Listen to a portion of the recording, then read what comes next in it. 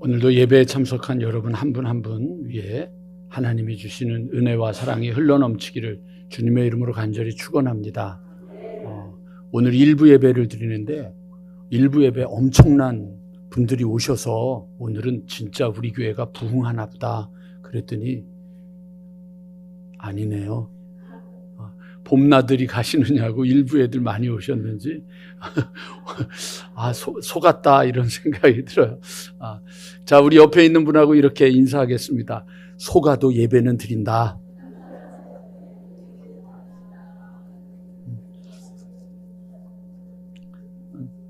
다음 주 토요일에 4월 27일 토요일에 저희가 대청소를 합니다. 지난번에는 부활절 전에 청소를 했는데 이번엔 제가 좀 바꿔서 하자고 그래서 대청소를 합니다. 하시는 일이 없어도 와서 아무 소리 안 하고 계셔도 되니까 다 참석하셔서 좋은 말로 이야기할 때 들으시고 오셔서 그냥 교회가 청소될 때 여러분들의 손길이 좀 있었으면 좋겠습니다. 그냥 구경꾼 되지 마시고요. 그냥 와서 앉아서 그냥 이렇게 있지 마시고 그래도 여러분들이 앉는 자리 걸레질이라도 한번 하시고 여러분들이 있는 옆에 그 틀들도 한번 좀 걸레질도 하시고 여러분들이 식상하는 식당 한 번쯤은 청소도 좀 하시고 그렇게 교회를 한번 좀 청소할 수 있도록 그렇게 여러분들이 많은 분들이 좀 관심 가져주시고 함께 해주셨으면 좋겠습니다. 또 하나는 오늘 이제 예배 끝나고 오후에 한 4시, 5시쯤에 한 가정 신방을 하면 이제 봄 신방이 끝납니다. 목사가 봄 신방 끝난다는데 뭐 별로 조화들도 안 하시는 것 같고 봄 신방을 이제 무사히 잘 끝냈습니다. 혹시 못하신 분들은 5월 달에 스케줄이 잡혀 있기는 합니다. 그래서 스케줄이 잡혀 있어서 5월 달에도 신방을 하겠지만 일단은 제가 이제 어저께 이제 의정부에 갔다 오면서 제가 태어나서 한 달 사이에 의정부를 이렇게 많이 가본 적이 없습니다. 진짜 의정부 많이 갔다 왔습니다. 의정부 인간들이 여기 많이 계시네요. 이쪽에 의정부 계신 분들이 많이 계시는데 정말 의정부에까지 가서 이제 끝내고 오면서 제가 어제 그랬습니다. 내가 이곳에서 1년, 다음 주쯤 되면 제가 이제 여기 1년 되는데 내가 와서 여기서 참 사랑을 많이 받았구나 그런 생각을 했습니다. 갈 때마다 정말 정성껏 저를 이렇게 맞아주시고 또 어떤 분들은 그 집에 못 모시는 사정이 있어서 저희 사무실에 오실 때마다 미안한 마음 가지시고 신방을 맞아주셔서 제가 아주 정말로 귀한 대접받고 환대를 받으면서 신방을 잘 마무리할 수 있었습니다.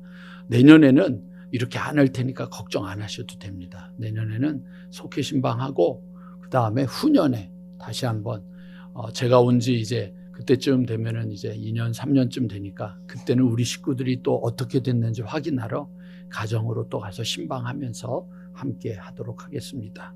함께 여러분들 협조해 주셔서 감사하고 신방을 하면서 제가 깨달은 게 있습니다. 제가 여러분들 신방 가면 늘 여쭙는 게 있죠. 고향이 어디냐? 이 교회는 언제부터 나왔느냐? 이 깊은 산속 강북구 도봉구에는 언제부터 와서 살았느냐? 또 뭘 하셨느냐? 뭐 이런 걸 여쭤봅니다. 이유는 다른 게 아닙니다.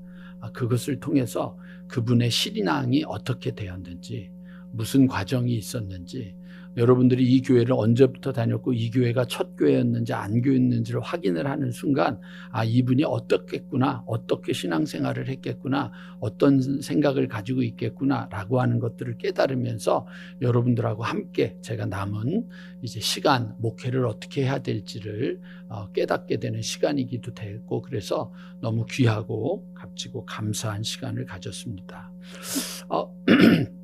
그렇게 하면서 한 가지 제가 느낀 게 있습니다. 그건 뭐냐면 사람은 누구나가 다 소망을 갖습니다. 그건 뭐냐면 달라지기를 원하거든요. 변화되기를 원하는데 왜 안 변할까?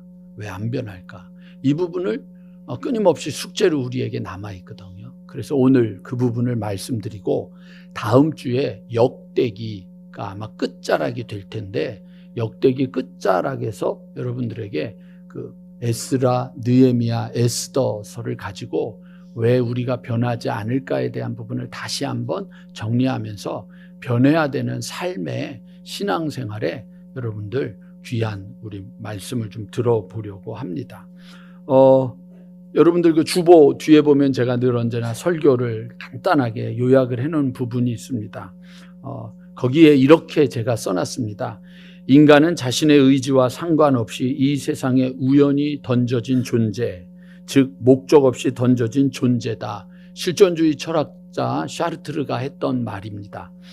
제가 신학교를 가가지고 신학 공부를 해야 되는데 이 샤르트르하고 카프카, 까뮤 뭐 이런 실존주의 철학자나 소설에 빠져가지고 공부는 안 하고 도서관에서 책을 좀 많이 봤었습니다.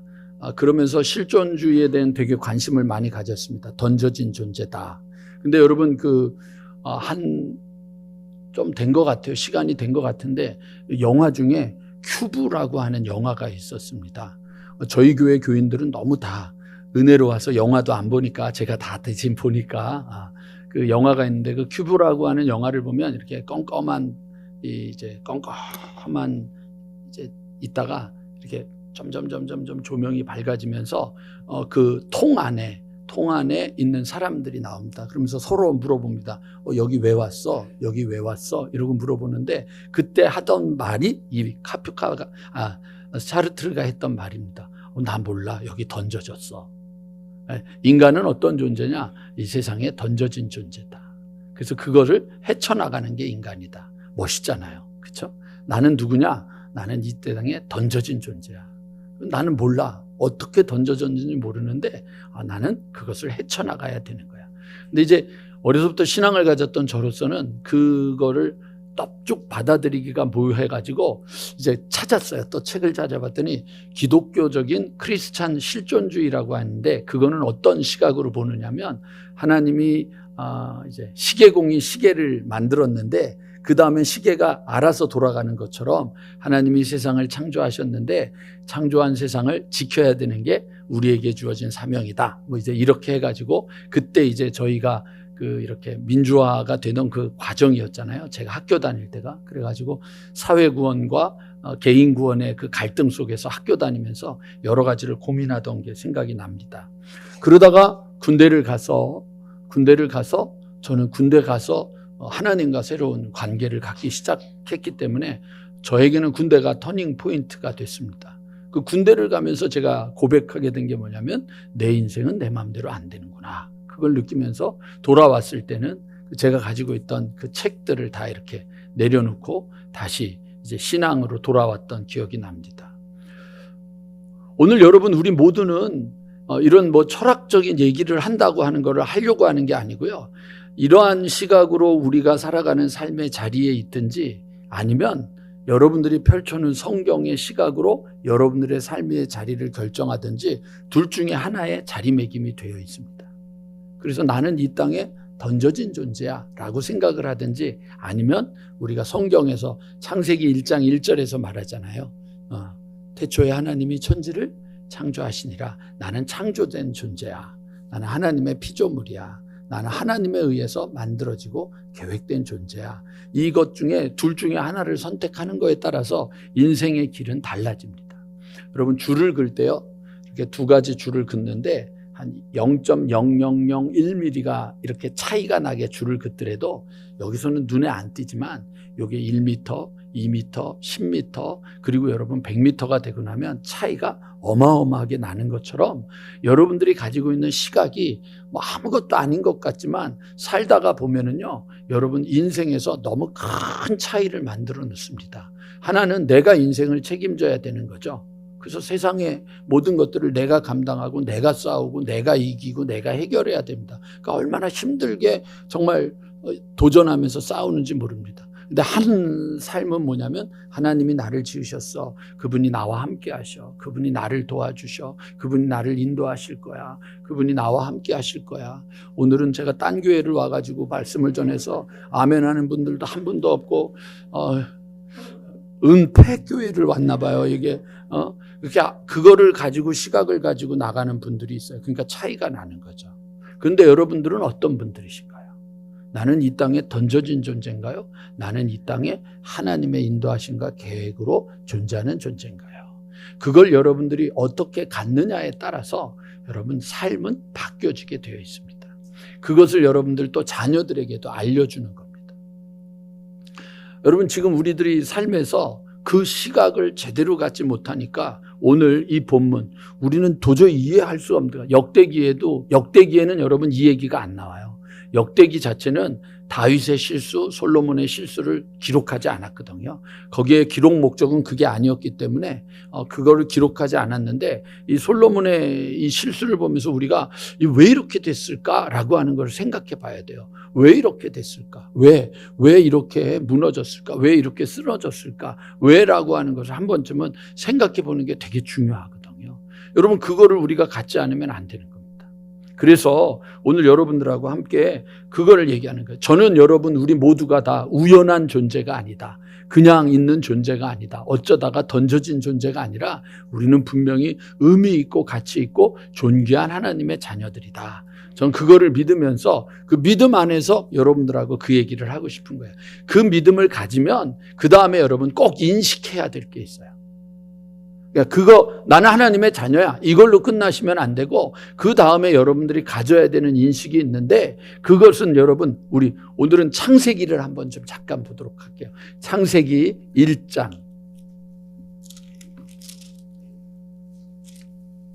26절, 창세기 1장 26절. 오늘 성경을 보자고 하는 이유는 창세기는 맨 앞에 있기 때문에 찾을 수 있어서. 창세기 1장 26절, 하나님이 이르시되 우리의 형상을 따라 우리의 모양대로 우리가 사람을 만들고 그들로 바다의 물고기와 하늘의 새와 가축과 온 땅과 땅에 기는 모든 것을 뭐 하자고요?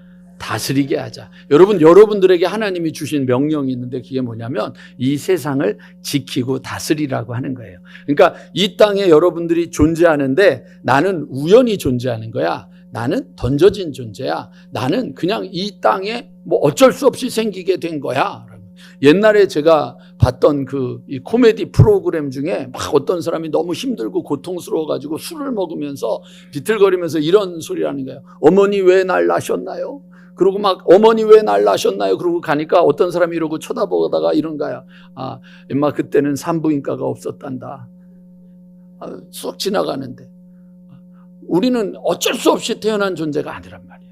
분명히 의미가 있는데 내가 의미가 있는 존재다라고 말하는 순간부터 여러분들이 입에다가 달아야 되는 건 뭐냐면 하나님이 나에게 이 세상에 존재해야 될 감당할 능력을 주셨다고 하는 거예요. 그러니까 다스리는 존재예요. 여러분들 우리는 이 땅에 돈을 다스릴 줄 알아야 되고 시간을 다스릴 줄 알아야 되고 여러분들에게 주어진 삶의 상황들을 다스릴 줄 아는 자가 되어야 되는데 어느 날 돈의 노예가 되어 있잖아요. 시간의 노예가 되어 있잖아요. 하나님이 우리에게 갖고 쓰라고 한 것들의 노예가 되어가지고 그것 앞에서 쩔쩔쩔쩔쩔 매면서 살아가는 분들이 많이 있잖아요. 놓쳐버린 거죠. 다스리라. 27절, 하나님이 자기 형상 곧 하나님의 형상대로 사람을 창조하시되 남자와 여자를 창조하시고 하나님이 그들에게 복을 주시며 하나님이 그들에게 이루시되 뭐라고 돼 있어요? 생육하고 번성하여 땅에 충만하라. 땅을 정복하라. 바다의 물고기와 하늘의 새와 땅에 움직이는 모든 생물을. 여러분 이거예요. 이게요, 여러분 이 1장 28절이 굉장히 무서운 성경 구절이 된 게 뭐냐면 유럽인들과 미국인들이 여러분들 옛날에 여러분 제국주의가 되었었잖아요. 그래서 여러분 아프리카와 아시아와 여러분들 이 모든 나라들을 정복했잖아요. 모르시는 거죠 지금? 그런 날이 있었던 걸 모르는 거죠. 그리고 화면 다시 볼게요. 28절이 그 근거였어요. 이 백인들이 말이죠. 자기들에게 하나님이 복을 주셨기 때문에 이제 이 복을 가지고 생육하고 번성하고 땅에 충만하라. 땅을 정복하라. 바다의 물고기와 하늘의 새와 땅에 움직이는 모든 생물을 다스리라. 그래서 여러분 흑인들을 노예로 삼은 거예요. 이 성경 구절을 가지고 얼마나 야만적인 행동을 했는데 겨우 한국에서 개고기 한번 먹은 걸 갖고 야만인이라 그러는 게 이게 여러분 얼마나 무식한 짓이에요. 영국인들이 여러분 이 세계 각각을 모든 나라를 점령해서 사람을 사람 취급하지 않고 살았던 것들에 대해서 자기들은 야만인이라고 고백한 적이 없으면서 그러고는 한국인이 개고기 좀 먹었다고, 먹을 게 없어서 너무 가난해서 정말 힘들어서 개고기 조금 먹었다고, 뭐 그거를 좋아하자고 하는 얘기가 아니라 그렇게 얘기하는 게 너무 넌센스라고 하는 얘기죠. 근데 하나님은 우리에게, 이 해석은 우리에게 하나님이 주신 땅을 관리하라고 주신 것이지 그거를 정복해서 노예 삼으라고 한 건 아니었거든요. 그러니까 다시 여러분, 우리는 모두 어떤 존재냐? 하나님이 우리에게 이 땅에 존재하는 순간부터 여러분의 가정 환경이 어떠냐, 여러분의 학력이 어떠냐, 여러분이 힘이 없냐 있냐, 나이가 어떠냐에 관계없이 여러분들이 죽을 때까지 하나님은 우리에게 다스리는 능력과 다스리는 권세를 주신, 우리 모두는 권세 있는 자라고 하는 걸 잊어버리지 않기를 주님의 이름으로 간절히 축원합니다. 그러니까 그 권세와 그 여러분들의 능력을 어떻게 쓰느냐가 중요한 거죠. 자, 여러분 2장으로 넘어가면, 창세기 2장으로 넘어가면 이런 또 표현이 나오잖아요. 여호와 하나님이 18절 이르시되 사람이 혼자 사는 것이 좋지 아니하니 내가 그를 위하여 돕는 배필을 지으리라 하시니라. 돕는 배필이 있는 거예요. 그리고 나서 여러분 19절 이렇게 돼 있죠. 여호와 하나님이 흙으로 각종 들짐승과 공중의 각종 새를 지으시고 아담이 무엇이라고 부르나 보시려고 그것들을 그에게 이끌어 가시니 아담이 각 생물을 부르는 것이 곧 뭐가 됐어요? 예, 여러분들에게 입의 권세를 주셨단 말이에요. 여러분들이 보는 게 여러분들의 권세란 말이에요. 여러분 지금도 예배를 드리고 있는데 이 자리에 앉아가지고 그냥 스마트폰 보고 있는 거예요. 그게 그 사람의 능력이 되는 거예요. 거기에 함몰돼 버린, 그것도 모르고 그냥 예배 드리러 왔다고 하는데 앉아서 그러고 있는 거예요. 불쌍한 거죠. 요즘 그래서 우리 이제 학생들 보면 답답한 거예요. 우리 학생들, 청년들 얘기는 나중에 하고 학생들 보면 답답한 거예요. 아, 정말 저는 환장하겠는 거예요. 그러니까 그 부모님들은 어떠겠어요? 미치고 팔짝 뛰는 거죠. 근데 놓쳤죠. 저도 그렇고 우리 부모님들도 그렇고. 뭘 놓쳤냐면 3년 동안 코로나 동안에 우리 아이들을 어떻게 했느냐는 거죠. 다르게 말하면 방치했었죠. 성경에 대해서, 예배에 대해서, 신앙에 대해서 방치했었죠. 그러니까 그 아이들이 어떻게 돼요? 스마트폰 보고 있는 게 당연한 거잖아요. 우리가 그렇게 만들어 놨다고요. 다스리라고 하고 입에 권세를 주고 명령을 줬는데 그것으로 우리가 우리에게 맡겨진 것들을 잘 감당하지 못하다 보니까 무기력해져 버린 거죠. 하나님이 능력을 주셨다고요. 저에게도 여러분에게도 한 분 한 분 모두에게도 하나님이 능력을 주셨다고요. 근데 그 능력을 우리가 쓰지 못하는 거죠. 쓰지 못하니까 그 능력이 맨날 가능성으로 있는 거예요. 이번에 제가 신방 가서 여러분들한테 제일 많이 한 얘기가 그겁니다. 여기 우리 청년 혜리한테, 혜리야 너는 참 이뻐, 너는 가능성이 있어. 그 기분 좋은 소리야. 그치? 근데 갑자기 그 뒤에 유현주 권사님한테 이제 60을 바라볼지 얼마 며칠 안 남았는데 권사님은 가능성이 있어. 그건 욕이야, 욕. 60이 되고 70이 된 사람 보고 가능성이 있어라고 하는 건 욕이라고요. 이때가 되면 뭔가를 감당할 수 있어야 되고 능력을 이미 행하고 있어야 되는 건데 그게 없어져 버렸단 말이에요. 왜요? 실패했잖아요. 실패한 거예요, 우리가. 왜? 하나님이 주신 것을 사용할 줄 몰랐고 하나님이 주신 것을 온전히 쓸 줄 몰랐던 거예요. 쓰지 못한 거예요. 요즘 여러분 제가 제일 저의 가장 강력한 라이벌로 생각하는 사람이 있습니다. 누구냐면 이영표입니다. 뭐 별로 놀라지도 않는군요. 저는요, 제가 지금까지 이렇게 동영상으로 설교를 듣고 이렇게 여러 사람들 강의를 들었는데 저는 이영표 선수처럼 말 잘하는 사람 처음 봤습니다. 이영표가 목사를 해야 돼. 근데 너무 논리 있게 얘기를 하는데 듣다가 보면 맞아. 이게 안 될 수가 없게 설득을 하는 거예요. 이영표 선수가 이런 얘기를 해요. 책으로도 이번에 또 책을 냈는데 이런 얘기를 하죠. 축구 선수가 축구 좋아해? 군대 축구라고 하는 걸 뭐 축구라고 말할 수도 없고 축구 선수가 90분 동안 경기장에서 볼을 잡을 수 있는 시간이 몇 분이나 될 거라고 생각해? 5분? 되게 아는 척하네. 5분도 안 된대요. 축구 선수가. 근데 여러분, 축구가 되면 사람들은 어디를 보죠? 공을 보잖아요. 그러니까 공이 있는 대로 사람들의 눈이 가니까 90분 동안에 자기가 존재감을 가질 수 있는 시간은 몇 분이나 돼요? 없어요. 별로 없는 거예요. 그러니까 여러분, 존재감을 드러내려면 어떻게 해야 돼요? 볼을 오래 끌고 다녀야 되죠. 그래서 그 팀이 진다는 거예요. 이용표 선수가 그렇게 얘기를 하는 거예요. 그러니까 축구를 잘하는 팀은 뭐냐면 자기의 존재감을 드러내는 것에 초점을 맞추는 게 아니라 이 볼이 제대로 전달될 수 있도록 받으면 연결해주고 받으면 연결해주고 받으면 연결해주는, 그래서 축구는 팀 경기라는 거죠. 근데 오늘 이 시대가 어떻게 되는 거예요? 자기. 스포트라이트를 자기만 받는 시대가 돼버린 거예요. 그러니까 하나님이 주신 사명을 감당해야 되는데 자기가 초점이 안 되고 자기가 창피를 당하고 자존심이 상하면 그러면 부끄러운 거예요. 그러니까 무너지는 거예요. 무너지는 거. 우리들의 삶이 무너지는 이유가 그런 거예요. 근데 하나님이 우리에게 능력을 주신 건 그게 아니거든요. 그 능력은 어떻게 되면 쓰라고 주신 거거든요. 써야 되는 능력인데 쓰지를 않는 거죠. 늘 언제나 뭐예요? 나는 존귀한 백성이야. 거룩한 나라예요. 하나님의 소유된 백성이야. 나는 왕 같은 제사장이야. 맨날 그 얘기만 하고 아멘, 아멘, 아멘 이러고 있는데, 이는 너희를 어두운 데서 불러내어 그의 기이한 빛에 들어가게 하신 자의 아름다운 덕을 선전하라고 하는 것에 대해서는 우리는 안 하는 거죠. 광고판이 아닌 거예요. 광고판이. 그러고 무기력해지는 거죠. 오늘 여러분, 저는요, 하나님은 우리에게 감당할 능력을 주셨거든요. 사울에게 감당할 능력을 주신 부분을 제가 찾아봤어요. 사무엘상 10장 6절 8절에 보면 내게는 여호와의 영이 크게 임하리니 너도 그들과 함께 예언을 하고 변하여 새 사람이 될 거다. 하나님이 사울에게 변하여 새 사람이 될 거라고 하셨고, 그가 몸을 돌이킬 때에 하나님이 새 마음을 주셨고, 하나님의 영이 사울에게 크게 임함으로 사울이 선지자들과 함께 예언을 하였다. 그 다음 구절에는 어떤 것들이 있냐면 사울이 이 말을 할 때에 하나님의 영에 크게 감동됐다라고 돼 있어요. 그런데 왜 사울은 실패한 왕이 됐을까? 왜 하나님의 말을 따르지 않았을까? 왜 하나님이 주신 능력으로 다윗을 죽이는데 인생의 절반을 썼을까? 궁금해 하셔야 돼요.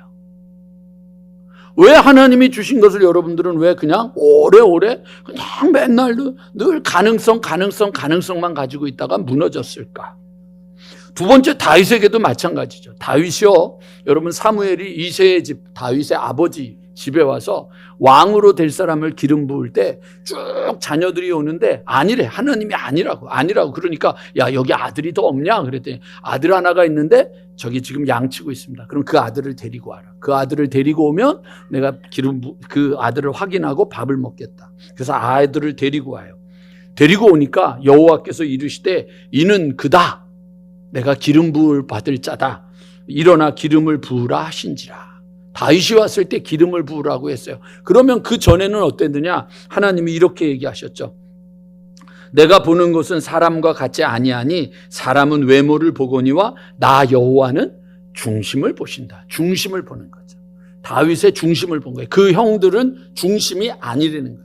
보기는 허우대는 멀쩡했는데 말도 잘했는데 중심을 보지 못한 거죠. 그러면 그 여호와 앞에 섰던 그 중심은, 그 다윗의 중심은 어떤 중심이었을까? 그 다윗의 중심은 이런 거예요. 사울한테 가가지고 골리앗하고 싸움을 시작할 때 사울에게 이런 말을 하는 거죠. 다윗이 사울에게 말하되 주의 종이 아버지의 양을 지킬 때에 사자나 곰이 와서 양떼에서 새끼를 물어가면 그러면 여호와께서 나를 사자의 발톱과 곰의 발톱에서 건져내셨다. 얼마 전에 여러분들한테 제가 말씀드렸던 거 기억하세요? 곰을 만나면 어떻게 해야 된다 그랬죠? 어떻게 하라고요? 죽은 척을 하라 그랬죠. 그때 여러분들 말씀드렸죠. 곰을 만났을 때 죽은 척하기 전에 확인해야 될 게 그 곰이 착한 곰인지 나쁜 곰인지 확인해야 된다고 기억하시죠? 착한 곰을 만나면 그 곰이 죽은 줄 알고 묻어준다고. 제가 그 얘기했던 거 기억하시죠? 그러니까 곰을 만났는데 이거 어떡하지? 야, 이거 오늘 재수 없으면 죽겠는데? 야, 이거 오늘 되게 이 재수 없게 우연히 야, 이거 럭키하다. 이게 아니라 사자의 발톱과 곰의 발톱에서 하나님이 나를 건지셨습니다. 그 다윗은 중심이 하나님께 있잖아요. 그런데 이 블레셋 사람의 손에서 하나님이 나를 안 건져내시겠습니까? 그건 이미 능력이 있는 사람이었죠. 근데 그 사람이 왜 우리 아이 안에 밧세바를 보고 쓰러졌겠냐고요. 제가 어저께 저기 은평구에 가면 팀 수양관이라고 하는 아주 그 좋은 수양관이 있습니다. 거기에 갔더니 그 성동 광진 지방 여선교회에 한 150명 넘게 모였더라고요. 거기 가서 말씀을 전하고 왔는데 갔다가 오면서 제가 그랬습니다. 앞으로 이런 여선교회 모임에 갈 때는 아내를 꼭 데리고 가야겠다. 왜냐? 이렇게 너무 이쁜 사람들이 많아. 와, 이 옷도 멋있고, 야, 이쁜 사람이 많네. 제가 그러면서, 야, 우리 아내를 꼭 이제는 데리고 다녀야 되겠다. 나이가 들면 그런 게 안 보일까요? 나이가 들면 누가 돈 주겠다는 마음에 설레임이 없어질까요? 나이가 들면 여러분들에게 주어지는 다양한 유혹 앞에서 이렇게 여러분들이 이렇게 그리고 넘어설 수 있는 용기가 생기나요? 그렇지 않잖아요. 나이가 들어도 세상에 80 넘어가지고 이제는 다 나이 들어가는데도 아유, 권사님 오늘 너무 예뻐요. 그러면 입이 찢어지신다고요. 이게 사람이에요. 그러고 그 마음이 사람의 진심이고요. 그런데 그렇게 능력을 받았지만 다윗이 쓰러지는 게 어쩌면 여러분 이해가 안 되지만 또 어쩌면 이해가 되는 부분이잖아요. 우리의 삶은요, 여러분 순간순간 쓰러질 수밖에 없는 거예요. 하나님의 능력을 주셨고 감당할 힘을 주셨다 그래도 우리가 쓰러지는 거예요. 그러니까 여러분 신앙이 정신을 바짝 차려야 되는 거예요. 그냥 여러분 교회를 다니고 예배를 드리는 것으로 안주하시면 안 되는 거예요. 절대로 여러분 이 위기를 여러분 놓쳐버리면 안 된다고. 하나님이 사울에게 뭐라고 여러분 말씀을 하셨느냐면 이 징조가 내게 임하거든 너는 기회를 따라 행하라 라고 돼 있거든요. 사울에게 너에게 이런 역사가 일어나면 너 그 기회를 놓치지 마라 라고 얘기를 했거든요. 그러니까 여러분 우리들의 삶에는요 하나님이 매일매일 순간순간 기회를 주시는 거예요. 여러분 어저께 것 가지고 오늘 사는 게 아니라 오늘 하나님이 우리에게 주시는 기회를 내가 붙잡고 살아가야 된다고요. 솔로몬이 말이죠. 솔로몬이 하나님 앞에 구했어요.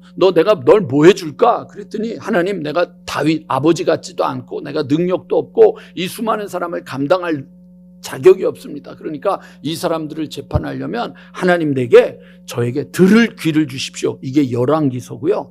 역대기에는 뭐라고 돼 있어요? 지혜를 주십시오. 이게 딱 돼서 나와요. 감당할 능력이 없으니까 주십시오. 그랬더니 하나님이 뭐라 그러냐면 솔로몬이 이것을 구하며 그 말씀이 주의 마음에 들었다. 주님의 마음에 들었어요. 기분이 좋으신 거예요. 그래가지고 내가 내 말대로 하여 내가 지혜롭고 총명한 마음을 줄 뿐만 아니라 네가 구하지 않은 부귀와 영광도 내게 주겠다. 그러니까 솔로몬도 이미 영광을 받은 자예요. 은혜를 받은 자예요. 다윗도 능력을 받은 자예요. 사울도 능력을 받은 자예요. 그런데 왜 쓰러졌느냐고요. 오늘 여러분 이게 말이나 되는 소리예요? 여러분 솔로몬이 그들을 사랑한지라 2절 왕의 후궁이 700이요 첩이 300명이라 그의 여인들이 왕의 마음을 어떻게 했다고요? 돌이켰다고요. 1000명이라고요. 1000명. 그래도 솔로몬은 괜찮아. 제가 부여섯이잖아요. 저희 부여섯시의 시작이 의자왕이거든요. 얘기 안 해도 알죠? 의자왕은 몇 명이요? 그러니까 이 솔로몬은 잽이 안 되는 거예요. 근데 그렇게 살았다고 그게 뭐냐고요. 쓰러졌잖아요. 여기 쓰러졌다고 얘기를 하잖아요. 솔로몬이 나이가 많을 때 그의 여인들이 그의 마음을 돌려 다른 신들을 따르게 하였으므로 왕의 마음이 그의 아버지와 다윗의 마음과 같지 아니하여 그의 하나님 여호와 앞에 온전하지 못하였다. 솔로몬이 마음을 돌려 이스라엘 하나님 여호와를 떠났다. 왜 떠나게 됐을까? 왜 떠나게 됐을까? 오늘 저는 여러분들에게 영상 하나를 좀 보여드리고 싶어요. 오늘은 주무시는 분들도 많기 때문에 영상이 꼭 필요할 것 같아요. 혹시 여러분 브루스 올마이티라고 하는, 여러분들은 참 거룩해서 영화를 안 보니까 제가 얘기를 할게요. 주인공이 짐 캐리라고 하는 주인공이 하나님 앞에 기도합니다. 하나님이 계신데 어떻게 나한테 이런 일들이 벌어집니까? 그리고 하도 하나님 앞에 툴툴툴툴거리니까 하나님이 임재하셔서 그럼 네가 하나님 해. 네가 하나님 해. 그래가지고 이제 하나님의 일을 하기 시작했는데 막 기도가 막 쫙 올라오는데 이 기도 하나하나 다 보고 해결해 줘야 되니까 너무 힘들잖아요. 그러니까 그냥 그 기도 제목들 이런 걸 다 온 걸 보고 오케이 그래 버렸어요. 근데 그 다음 날 폭동이 일어났어. 왜냐하면 여기 있는 분들이 로또가 다 당첨된 거야. 그러니까 이게 로또가 당첨되면 몇십억씩 받아야 되는데 너무 많은 사람들이 로또가 당첨되니까 비율이 다 떨어졌잖아요. 그러니까 막 1,000원, 뭐 10,000원 이렇게 받으니까 폭동이 일어난 거예요. 한 번은 자기 여자친구가 나는 네가 달을 내게 좀 이렇게 눈에 가까이 보게 해줬으면 좋겠어. 그러니까 이제 이 하나님이 된 짐 캐리가 오케이 그러고는 달을 이래가지고 그 여자친구 가까이에다가 이렇게 해줬어요. 그랬더니만 지구 반대편에서는 해일이 일어난 거예요. 그러면서 이 사람이 하나님이 해야 되는 일이 어떤 것인지 자기가 마음대로 하면 안 되는 것을 깨닫게 되는 거죠. 그때 이제 그 라디오 앵커로 그 짐 캐리가 하는 짓을 계속 욕하던 사람이 있었는데 그 다음에 올반이라고 하는 사람인데 그 사람이 브루스 올마이티 말고 올마이티라고 하는 두 번째 영화의 주인공이 되는 거예요. 이 사람이 국회의원이 됐어요. 국회의원이 됐는데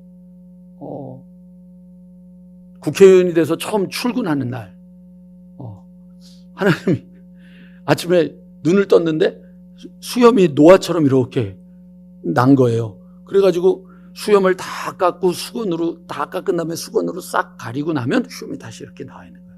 집 밖에 나갔더니 누가 소포가 왔다고 왔는데 그 나무가 막 온 거예요. 그리고 6시 14분만 되면 알람이 울려요. 6시 14분이 뭐냐면 창세기 6장 14절이에요. 노아가 방주를 지은 얘기예요. 그래서 자기 집 앞에다가 방주를 지으라고 하나님의 명령을 받기 시작한 거예요. 그러니까 그 아내하고 그 자식들이 아버지가 미쳤다고 더 이상 같이 있을 수 없다고 떠나요. 그래서 떠나서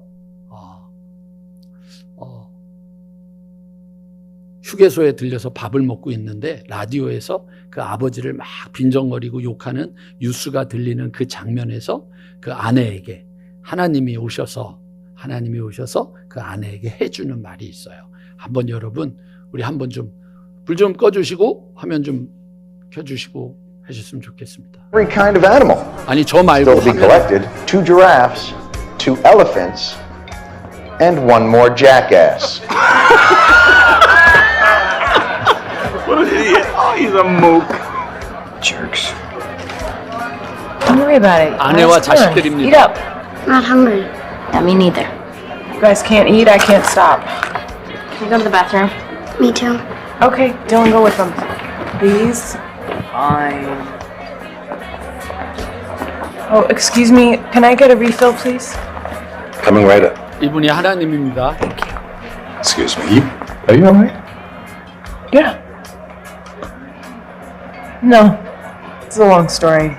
Well, I like stories. I'm considered a bit of a storyteller myself.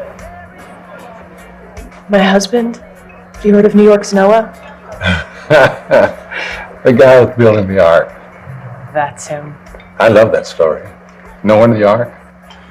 You know, a lot of people miss the point of that story. They think it's about God's wrath and anger. They love it when God gets angry. What is the story about then, the Ark? Well, I think it's a love story about believing in each other. You know, the animals showed up in pairs. You know, they stood by each other, side by side, just like Noah and his family. Everybody entered the ark side by side. But my husband says God told him to do it. What do you do with that? Sounds like an opportunity. Let me ask you something. If someone prays for patience, you think God gives them patience? Or does he give them the opportunity to be patient? If they prayed for courage, does God give them courage, or does he give them opportunities to be courageous? If someone prayed for the family to be closer, do you think God zaps them with warm, fuzzy feelings? Or does he give them opportunities to love each other? Well, I gotta run. A lot of people to serve. Enjoy.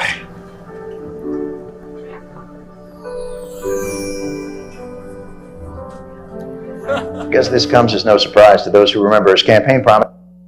만약에 여러분들이 이 장면을 다시 보고 싶으면 에반 올마이티 명장면 그래가지고 유튜브로 들어가면 이 장면만 나오는 게 있습니다. 거기 이렇게 표현되어 있습니다. 누가 인내를 달라고 하면 인내를 달라고 기도하면 신은 그 사람에게 인내심을 줄까요? 아니면 인내를 발휘할 수 있는 기회를 주시려고 할까요? 용기를 달라고 하면 용기를 주실까요? 아니면 용기를 발휘할 기회를 주실까요? 만일 누군가 가족이 좀 더 가까워지게 해달라고 기도하면 하나님이 뿅 하고 묘한 감정이 느껴지도록 할까요? 아니면 서로 사랑할 수 있는 기회를 마련해 주실까요? 그러니까 하나님은 우리는 여러분들 기도하면서 그냥 순식간에 모든 것이 싹 바뀌어지기를 원하지만 하나님은 그게 아니라 우리에게 기회를 주시는 거죠. 매일 매 순간 용서할 수 있는 기회, 사랑한다고 말할 수 있는 기회, 섬길 수 있는 기회, 다 도전할 수 있는 기회를 주시는데 우리는 맨날 기도해놓고 하나님이 왜 안 바꿔주시느냐고 이야기를 한단 말이죠. 감사 훈련하는 분들 여러분들 거기에 감사한다 그래서 모든 게 바뀌었어요? 아니잖아요. 감사를 100가지씩 쓰는 씨름을 하고 엄마에게 감사 편지를 쓰고 내가 그거를 하겠다고 몸부림을 치고 애를 쓰니까 역사가 이루어지는 거지. 그거는 안 하고 여러분 우리는 언제나 여러분 왜 실패를 할까? 하나님이 능력을 주셨는데 하나님이 감당할 힘을 주셨는데 하나님 우리에게 언어를 주셨는데 우리 교회의 권사님 한 분이 저만 보면 아우 우리 목사 되게 귀여워 이러고 얘기를 해요. 그래서 저는 그분 앞에서는 귀여워요. 난 태어나서 목회를 하면서 귀여워져 보기는 이분이 처음이거든요. 그런데 여러분들의 말에 권세가 있고 여러분들의 말에 힘이 있다라고 한다면 여러분들이 말한 대로 되잖아요. 그래서 오늘 제가 설교 시간에 오전에 그 얘기 했어요. 하지 않았으면 좋겠는 거예요. 자꾸 귀여워지면 안 되잖아, 목사가. 목사가 귀여워지면 안 될 거 아니에요. 여러분들의 입술로 여러분들의 자녀들에게 말하고 있는 게 그대로 되면 어떻게 될 거예요? 하나님이 여러분들의 입에 권세를 주셨는데 요번에 가보면은요, 여러분 한 30년, 40년 산 부부들 있잖아요. 부부들 신방을 하면 정말 웃기는 짜장면들이 많이 계세요. 어떤 일들이 벌어지냐면 이제 예를 들면 남편이 뭘 얘기를 하면 아내가 진지하게 듣는 게 아니라 어떤 표정일까요? 웃기고 있네. 아내가 얘기를 하고 있으면 남편이 아이고 말을 못하겠어요. 이거는 그런 표정이요. 왜요? 신뢰하지 못하는 거죠. 이미 갈 때까지 가버린 거죠. 그러니 여러분 그 부부 사이에서 벌어지는 언어들이 어떻겠어요? 아내가 남편을 존중하지 못하고 남편이 아내를 존중하지 못하고 함께해 주지 못하고 있는데 그 언어들을 쓰고 있는데 교회 와가지고 주님 거룩한 아버지 하나님 그럼 주님도 웃기고 앉았네. 그러지 않으실까요? 여러분들의 언어를 어떻게 쓰고 계세요? 하나님은 우리에게 기회를 주셨는데 그 기회로 여러분들은 어떤 것들을 선택하고 계시냐고요. 여러분들 조금 기분 나쁘게 한다고 해가지고 벌떡 일어나 짜증내고 화를 내는 게 여러분들에게 기회를 놓치게 하는 거 아닐까요? 참아내고 기다릴 줄도 알고 여유를 가져야 될 줄 모르는 거죠. 우리의 기회가 없어지는 거죠. 하나 더 여러분들 영상을 보여드리려고 그래요. 영상을 오늘은 왜 이렇게 많이 보여주지? 그럴 때는 여러분들 그냥 마음속에 오늘 목사가 설교 준비를 좀 안 했나 보다. 뭐 그렇게 생각하시면 돼요. 우리나라에 또 까먹었어요. 내가 매일 기쁘게 CTS 거기에 어떤 그 큰 회사 사장님이 나오셨어요. 그거는 여러분 한번 꼭 보셨으면 좋겠어요. 이분의 이 삶을 보면 정말 하나님이 이뻐하시는 짓을 했구나라고 싶은데 이분이 이제 사업이 되면서 자식을 중학교 때 미국으로 보냈어요. 미국으로 보냈는데 저는 여러분 우리 자녀들을 해외에 보내는 거에 대해서 굉장히 고민을 많이 하고 보낼 사람이 있으면 저한테 찾아오세요. 제가 8년 살면서 저 많이 봤어요. 뉴질랜드에서 살 때요, 웨깅이라고 하는 표현이 있어요. 웨깅이 뭔지 아세요? 담 타는 거예요. 애들이 담 타고 수업 시간에 담 타고 도망가는 거예요. 놀러. 여러분들 자식들이 해외에 나가면 공부 열심히 할 것 같죠? 착각하지 마세요. 착각하지 마세요. 제가 어느 정도까지 애들하고 얘기했는지 아세요? 너 이러고 사는 거 어머니가 아시냐? 모릅니다. 근데 참 내가 서울에 나가면 어머니한테 연락을 한번 드려서 너 잘 있다고 얘기를 해야 되는데 전화번호 좀 줘. 그랬더니 전화번호 주더라고요. 그래서 그 자리에서 바로 전화했어요. 어머니 좀 들어오세요. 애가 막 당황해서 얼굴이 하얘지는 거예요. 얘가 어떻게 사는지 좀 보셔야 되지 않겠습니까? 어머니가 난리가 나서 일주일 만에 들어왔어요. 얘가 이러고랍니다. 화장실에 가면 우리처럼 화장실이 안 돼 있고 아래가 이렇게, 요즘 백화점 같은 데 가면 화장실 그렇잖아요. 아래가 이렇게 좀 트여 있잖아요. 그러니까 이렇게 고개를 숙여서 보면 다리가 있는지 없는지 보이잖아요. 그러니까 이 여자애들이 변기 위에 올라가 앉아 있는 거예요. 그리고 이따가 선생님들이 화장실 쫙 점검하고 나면, 그리고 난 다음에 이제 애들이 담 타고, 그걸 웨깅한다 그래요. 담 타고 넘어가 가지고, 그리고는 시티에 가 가지고 노는 거예요. 유학에 대한 환상을 제가 깨트려 가지고 죄송합니다. 그런 애들이 많아요. 그렇지 않은 애들도 있어요. 공부 열심히 하는 애들도 있지만, 근데 이 아이가 그런 애예요. 아빠가 보내니까 억지로 갔는데 못 견딘 거예요. 1년에 한 번씩 학교를 보여주는 그 행사에 참석했던 아버지 어머니가 이제 그거 참석하고 돌아오려고 하는데, 아이가 아버지하고 별도로 개인으로 만나고 싶다고 그래서 만났어요. 만났는데 아들이 아버지에게 하는 말이에요. 이제 조금 있다가 보실 거예요. 아버지, 저 안락사 시켜주세요. 왜 그러냐? 아버지 죽으면 나도 죽을 것 같아요. 그래서 아들을 설득을 시켰대요. 그러면 일단 죽지 말고 내가 살아있는 동안만 너도 같이 살자. 그래서 잘 다독이고 일 처리하고 학교 선생님들도 만나고, 그리고 이제 공항에 갔는데 공항까지 쫓아온 아들이 마지막 이제 아버지하고 헤어져야 되는 순간에 아버지한테, 아버지, 제가요 죽을 자리도 알아봐뒀고요, 죽을 방법도 알아봐뒀고요. 그리고 얘기를 하는데 이 아버지가 이 아이를 두고 갈 수가 없는 거예요. 그래서 비행기표 다시 뒤로 돌리고, 그리고 가서 그 아이 짐 챙겨가지고 데리고 들어왔어요. 근데 그 아이는 지금 여러분 귀한 하나님의 은혜로 이제 그 영상을 다 보시면 알 수 있는데 목회자의 길에 들어섰고 내년에 안수를 받는다고 그러고 얘기를 해요. 근데 그때 이 사장님이 하나님 앞에 기도했던 것들이 있어요. 그 영상을 한번 잠깐만 여러분들 보고 오늘 말씀 마치도록 할게요. 갑자기 정색을 하더니, 아빠 안락사 시켜주세요. 아빠 저 그만 살고 싶어요. 어이구야. 도저히 나는 이게 정신을 이렇게 차릴 수가 없었어요. 우울증이 심하게 온 거예요. 그러면 아빠가 살아있는 동안은 같이 살아보자. 그래서 이제 아이를 바로 데리고 이제 한국에 왔는데, 네. 하나님 앞에 이제 서원을 하게 됩니다. 예. 하나님, 제가 죽는 날까지 새벽 첫 시간은 하나님 앞에 드리겠습니다. 그런데 나중에 이제 하나님께서 기도하는 중에, 예. 그때 너 아들을 위해서 너가 소원 기도를 했지만 네. 사실은 너를 살리기 위해서 소원 기도를 하게 하셨다고 하나님이 그렇게 제 마음속에 예. 아들 때문에 기도를 했는데 그 기도가 무슨 기도예요? 너를 위한 기도를 하게 하는 거다. 고난이 오시죠? 문제가 생기죠? 어려움이 생기죠? 감당할 수 없는 능력들을 여러분들 가지고 고민을 할 때 여러분들에게 하나님이 기도의 자리로 이끌고 가시는 이유는 무엇이냐면, 그 문제가 아니라 그 문제를 통해서 하나님이 우리를 기독케 하시려고 하는 하나님의 뜻인 거죠. 자식이 죽을까 봐 자식 때문에 기도를 시작했는데, 사실은 하나님의 계획은 그 자식이 죽는 게 아니라 너가 죽을까 봐, 너가 제대로 안 될까 봐. 오늘 여러분들, 우리들은 뭔가 문제가 누군가에게 있을 거라고 생각을 하고 살아가지만, 하나님은 그 문제를 해결하기 위해서 여러분들에게 기회를 열어주시는 거예요.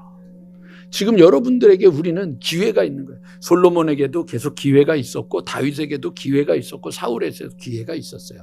은혜를 주시고 능력을 주시고 감당할 힘을 주셨다고 하는 것은 우리에게 기회를 주셨다고 하는 거예요. 여러분 그 기회를 잘 쓰셔야죠. 쓰실 줄 알아야죠. 그 기회를 여러분 놔두면 어떡해. 어떤 분이 성경 공부를 하다가 목사님 저는 내 집 우리 자식들한테 안 줄 겁니다. 그거 어떡하려고요? 그랬더니 사회에 환원할 거래. 그래서 제가 막 소리를 질렀어요. 그걸 왜 사회에다가 환원하냐고. 날 줘야지. 내가 지금 할 일이 얼마나 많은데, 쓸 게 얼마나 많은데, 주님 위해서 해야 될 일이 얼마나 많은데 왜 거기다가 그냥 주느냐고 제가 그랬어요. 제가 컴패션에다가 45,000원씩 매달 보내는 거를 합니다. 저도 하고 저희 가족이 이제 함께 하고 하는데, 이게 여러분 지금 이게 보내는 건데, 이 컴패션에 대해서 제가 신뢰를 갖는 것 중에 하나가, 컴패션은 보내는 것의 80% 이상을 그 사람한테 다 씁니다. 그리고 이거를 쓰는 거를 어떻게 하느냐면, 그러니까 한두 번 하고 끝나는 게 아니고요. 매달 그 아이를 가리키고 먹이고 챙기는 것을 계속 하다면서 그 아이가 자라나는 사진을 보내줍니다. 그러니까 6살인가 7살 때 제가 보내기 시작했는데 벌써 거의 청년이 다 되어가는 모습을 보여주면서 하는 거예요. 그 컴패션에서 하는 게 일을 하는 거예요. 여러분 돈 써야 될 게 얼마나 많은 줄 아세요? 여러분 돈 갖고 말이죠. 여러분 오늘도 얼굴 표정이, 여러분들 표정이 뭐냐면 아파트 값이 떨어졌어. 어? 얼굴 표정이 그래요. 아주 어저께도 얼마나 제가 웃긴 통화를 했는지 몰라요. 우리 옆에 있는 집 있잖아요. 집 있는 거. 목사님. 이제 부동산 그 사장님하고 전화해. 목사님. 그래서 예. 그랬더니 어떻게 교회는 팔 생각을 하셨습니까? 그러는 거예요. 그래서 예. 그래서 그러면서 이제 얘기를 하는 거예요. 요즘 아파트 값이 요즘 집값이 많이 떨어졌습니다. 나보고 팔 것을 요청하면서 집값은 떨어졌다는 거예요. 그러니까 어떻게 하라는 얘기예요? 싸게 팔으라는 얘기잖아요. 싸게 팔으라는 얘기. 그래서 제가 집값이 떨어졌어요. 그때 떨어졌대. 그러면 저희 집에 옆에 있는 폐허집은 이젠 살 수도 없는 집이니까 그 집도 떨어졌겠네요. 그럼 내가 그 집을 사야겠네요. 제가 이제 그랬더니 아닙니다. 그 집은 올랐습니다. 그래서 제가 이제 너무 웃기잖아요. 그래서 아니 집값이 다 떨어졌다는데 그 집은 왜 올랐습니까? 그랬더니 그 자녀들이 비싸게 팔려고 합니다. 그래서 제가 그랬어요. 그럼 저희 집도 비싸게 내놔야겠네요. 그랬더니 제가 요즘 몸이 너무 안 좋아서. 그러면 끊었어요. 진짜 웃기는 소리죠. 사람들이 말이죠. 집값 올라가는 거에 예민해요. 근데 그 집 갖고 여러분들 뭐 해요? 1억 올랐어. 신방 갔더니 그런 얘기 많이 해요. 그때 그 집을 안 팔았으면 그 집이 지금 30억이라는데 우리는 맨날 그 생각만 하는 거예요. 그 돈으로 차라리 조그만 집 사고 그거 갖고 하나님께 좀 영광 돌리는데 쓸 생각을 해야 될 거 아니에요. 에? 하나님을 위해서 해야 될 일이 얼마나 많은데 하나님 앞에 영광 돌리려. 아니 교회에다가 헌금하라는 얘기를 하는 게 아니고 그걸 못하고 안타까워해야지. 그리고는 맨날 말이죠. 맨날 뭔가를 받을 생각만 하고 있는 거예요. 사지 멀쩡하고 생각 멀쩡하고 삶에 도움이 있으면. 제가 전에는 한번 저희 집에 저희 집이 이제 아파트가 아니니까 이렇게 소포 오면은 넣는 박스 있죠. 그 박스 조금 찌그러진 거 그거를 택배함 그거를 우리 동네 분에 좀 저는 분이 그거를 들어다가 고물상에다가 팔아가지고 그거 이제 CCTV에 걸린 거야. 그래서 그 사람 이제 그 CCTV 그래서 우리 집 앞에 고물상 있잖아요. 고물상 찾아가서 있다가 그분 만나가지고 변상 받았으니까. 근데 요즘 그분을 보면서 내가 존경하는 거예요. 아니 그렇게 다리가 힘든데도 그렇게라도 해서 살아가겠다고 돈을 벌려고 애를 쓰고 몸부림을 치고 살아야 되는데 인생도 세상도 그렇게 살아가는데 하나님의 은혜와 하나님의 사명과 하나님의 명령과 하나님의 역사하심을 감당해야 될 예수 그리스도로 새로워진 사람들이 그저 바라만 보고 있고 그저 주저앉아만 있고 그저 자기 일에만 빠져있고 아파트값 오를 생각만 하고 그것을 팔아서 내가 조그만 집 가서라도 하나님 앞에 영광 돌리면서 살아야 된다라고 하는 생각은 하나도 안 하고 있는 거예요. 이러면 안 되지 않냐는 거죠. 그리고는 뭐든지 확 우리 아들이 갑자기 서울대를 가고, 우리 아들이 갑자기 그냥 큰 기업에 가고, 갑자기 모든 일이 벌어지기를 원하는 것처럼 기회를 놓쳐버리면 안 되죠. 기회를 놓쳐버리지 마세요. 여러분들에게 주신 이 기회. 제가 어저께 성동 강진 지방 가가지고 여선교회 만나면서, 제가 교회 옮긴 지 1년이 됐는데요. 제가요, 교회를 옮겼는데 로또 맞았습니다. 우리 교인들이 저를 보고 로또 맞았답니다. 그래서 우리 교회는 로또가 당첨된 교회입니다. 행복한 교회입니다. 뭔 소리인지도 몰라서 아멘도 못하는 이 교인들을 자랑하고 다니는 이 목사의 심령이 참 안타깝지만, 저 사람이 뭔 소리를 하는 거야. 미치겠습니다. 답답하군요. 네. 그러나 행복한 교회라는 게 어떤 건지 여러분, 진짜 세상이 아니라 교회들을 향하여 보여줘야 될 때인데 놓쳐버리지 마십시오. 하나님이 주시는 기회 놓쳐버리지 말고 여러분들 귀하게 그 기회로 여러분들의 남은 인생을 굳건하게 쓰기를 주님의 이름으로 간절히 축원합니다.